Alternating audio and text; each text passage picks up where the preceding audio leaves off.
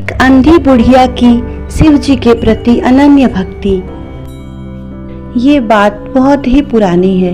एक गांव में जिसका नाम महिपालपुर था, एक अंधी बुढ़िया रहती थी। वह शिव जी की परम भक्त थी। आंखों से भले ही दिखाई नहीं देता था, परंतु वह सुबह शाम शिव जी की बंदगी में मग्न रहती थी। शिव जी बुढ़िया की भक्ति से बड़े प्रसन्न हुए। उन्होंने सोचा कि यह बुढ़िया नित्य हमारा स्मरण करती है, परंतु बदले में कुछ नहीं मांगती। भक्ति का फल तो उसे मिलना ही चाहिए। ऐसा सोचकर शिव जी एक दिन बुढ़िया के सम्मुख प्रकट हुए तथा बोले, माई, तुम हमारी सच्ची भक्त हो। जिस श्रद्धा व विश्वास से हमारा स्मरण करती हो, हम उससे प्रसन्न हैं। अतः तुम जो वरदान चाहो हमसे मांग सकती हो। बुढ़िया बोली, प्रभु, मैं तो आपकी भक्ति प्रेम भाव से करती हूँ। मांगने का तो मैंने कभी सोचा ही नहीं, अतः मुझे कुछ नहीं चाहिए। शिव जी पुनः बोले, हम वरदान देने के लिए आए हैं। बुढ़िया बोली, मुझे मांगना तो नहीं आता, अगर आप कहें तो मैं कल मांग लूंगी। तब तक मैं अपने बेटे व बहू से भी सलाह कर लूंगी। शिव जी कल आने का वादा करके वापस लौट गए। बुढ़िया का एक पुत्र व बहू थे। बुढ़िया ने सारी बात उन्हें बताकर सलाह मांगी। बेटा बोला, माँ, तुम शिव जी से ढेर सारा पैसा मांग लो, हमारी गरीबी दूर हो जाएगी, सब सुख चैन से रहेंगे। बुढ़िया की बहू बोली, नहीं, आप एक सुंदर पोते का वरदान मांगे, वंश को आगे बढ़ाने वाला भी तो चाहिए। बुढ़िया बेटे और बहू की बात सुनकर असमंजस में पड़ गई। उसने सोचा, यह दोनों तो अपने अपने मतलब की बात कर रहे हैं। बुढ़िया ने पड़ोसियों से सलाह लेने का मन बनाया।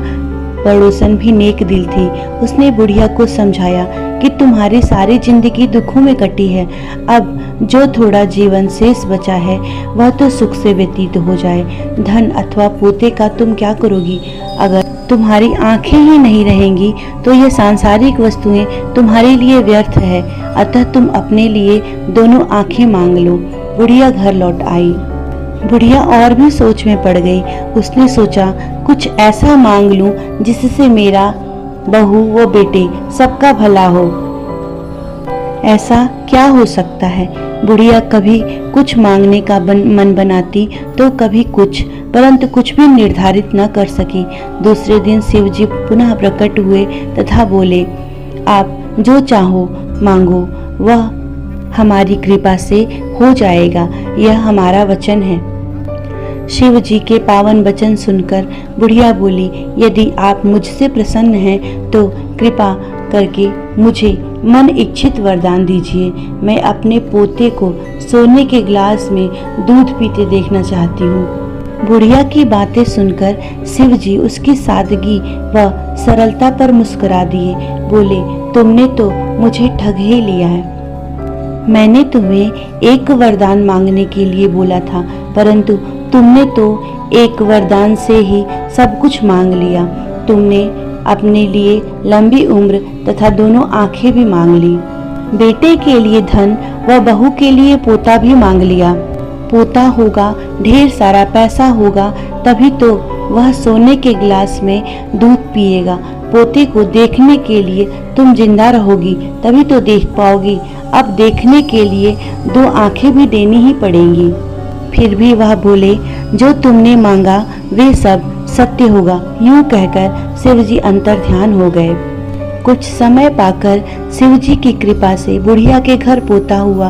बेटे का कारोबार चल निकला तथा बुढ़िया की आंखों की रोशनी वापस आई।